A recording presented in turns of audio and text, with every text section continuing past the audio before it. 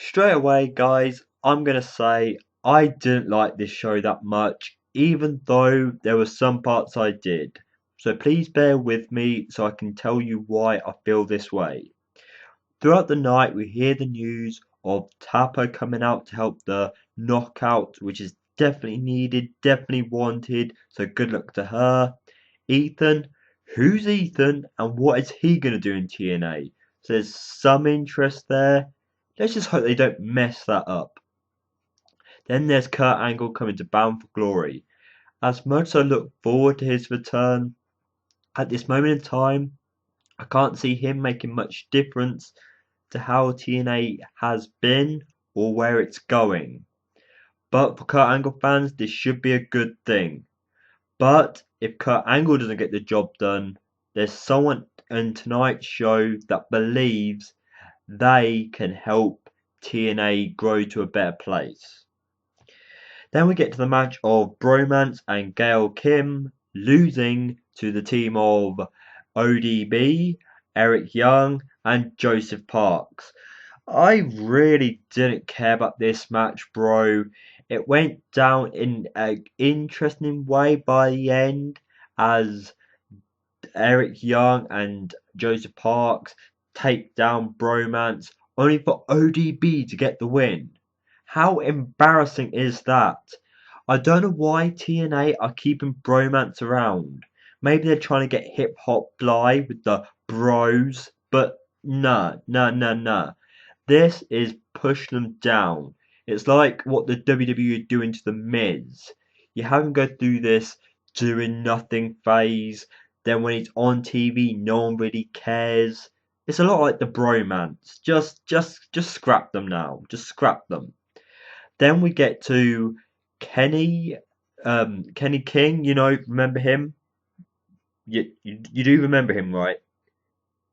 Good. I'm glad you do because he comes in and he wants to get revenge on Austin Aries. And this was quite interesting because Kenny King coming straight back, going after a name like Austin Aries.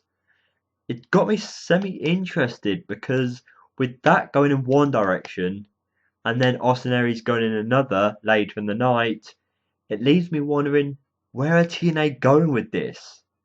Yes, it's all about the X division, but do you really want to see Aries get involved in the X Division again? Or are you glad to see Kenny King back and feuding with Austin Aries possibly? Interesting thought there. But Austin Aries ends up defeating Kenny King. Welcome back, Kenny. Backstage, there was this interesting segment between one of the best X Divisions we've seen recently, Austin Aries, fighting in a verbal battle with Chris Sabin, the guy who was once our short reigning world heavyweight champion, which Austin Aries made fun of, made a few jokes about. And Chris Sabin, who's not really been around, and the biggest thing about him right now is his girlfriend, Velvet Sky, and he says he's gonna become the greater than the greatest. And Austin Aries made the line, I want to put that to the test. So it looks like if we don't get the Kenny King feud with Austin Aries, it's going to be Austin Aries and Chris Sabin. But didn't last week we get the tease of Chris Sabin versus Jeff Hardy? It's all adding up in my little head, and believe me, it is little. There's not much going on in here. That there may be a little X Division tournament going on. Yes, you're having to put Austin Aries, possibly Jeff Hardy in there, which are main eventers. If this does add up to Kenny King, Austin Aries, Jeff Hardy, Chris Sabin, Manic, this could be a big match. A match that's involving wrestlers who should be on TV could make a big, interesting match for Bound for Glory. Tell me what you think. Or do you think there should be individual feuds coming from this big roundup? But right now, I just see a big battle, a big fight. And that's where I'm leaving that. Then we get to the match that was between the main event Mafia versus the Ace and Eights. Backstage, though, you had Kazarian joking around with Christopher Daniels and Bobby Roode. One of the funniest things Chris Sabin said here was how Magnus keeps on losing. He's a loser. Kazarian, out of the three in this ego team you're in, yes, you might have an ego, but you're not much of a winner, are you? That's the joke, because you're like the puppet, the one who takes the falls, not the one who's standing out as the biggest member of your faction, your group. So that little stab you made at Magnus could say the exact same thing back to you. And then in the match between the main event Mafia and the Ace and Eights, you even have Ego interfering to try and screw the main event Mafia.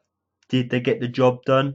No, because now, because of the whole storyline of if a member of the Ace and Eights lose tonight, they'll be out the club. Sadly, not out of TNA, but looking past that. And we have Wes Briscoe tapping out Samoa Joe's sleeper hold submission. So goodbye, Wes Briscoe. And the thing is, I was hoping for a double pinfall, to eliminate two Ace and Eights. Because this faction, the quicker they get to the end, the better. Because I'm sorry. Yes, I do like a bit of dominance. I do like attacks. But this match proved, because the Ace and Eights didn't even look dominant in this match. It was Magnus kicking their asses. Then Samoa Joe. Sting, yeah, he got himself beaten a bit in the match. But no, the Ace and Eights need to finish, and I'm enjoying watching them crumble. But Wes Briscoe gets attacked by Bully Ray because the other members wouldn't do what they're told and strip Wes from his colours. So, as much as I do like seeing this bossy heel side to Buddy Ray, it's still not getting me excited for the heel Buddy Ray eventually going on his own just yet. So I'm just waiting for the Ace and Eights to completely finish, which I'm sure you guys could relate to. But talking about the Ace and Eights, as much as I want the whole faction to just break up and disappear, Taz, why is he still in the Ace and Eights? He's a commentator that can't keep his words straight. He makes botches. It's like he hasn't got the quality brain cells or the quality as a commentator. He just sucks. I'm looking at Taz thinking, Taz, yes, back in the WWE, I used to enjoy what you did. But sadly, as you grow in time, you're becoming less and less who you used to be. Maybe it's just an age thing, or maybe it's just how you work in TNA, Taz. Main event time. The thing that everyone was querying or building up to. There was a big part of me, because of the way Hogan was talking and him being one of the GMs of the company, I thought Hogan was going to turn on AJ in the finale. But no, because of the rush of time, especially in the Ace and Eights segment, he quickly hands the contract to AJ. AJ signs it. AJ's staying in TNA. But not for long, because the person I was mentioning earlier that believes they can save TNA from going boom, gone, bang, is Dixie Carter. She rips up the contract and pretty much almost threatens Hulk Hogan to be on Team Dixie. But what do you guys think is going to happen? Because we have AJ Styles, who is the Bound for Glory series winner, but not got the contract. Are they possibly going to do a CM Punk where he just goes through it, wins the championship, and runs away? copying WWE again? Or are we going to see the end of AJ Styles and he does not win the championship and he still leaves the company? Please share your thoughts on the finishing of this show, which to me, that and the Ace and Eights breaking up was the only two really big things that stood out tonight. You could say the return of Kenny King, but if that leads to a tournament, good luck to that segment. But let's just see what you guys have to say. And as for the show, like I said, I weren't all for it. But thank you very much for watching, and please tune in for the future videos.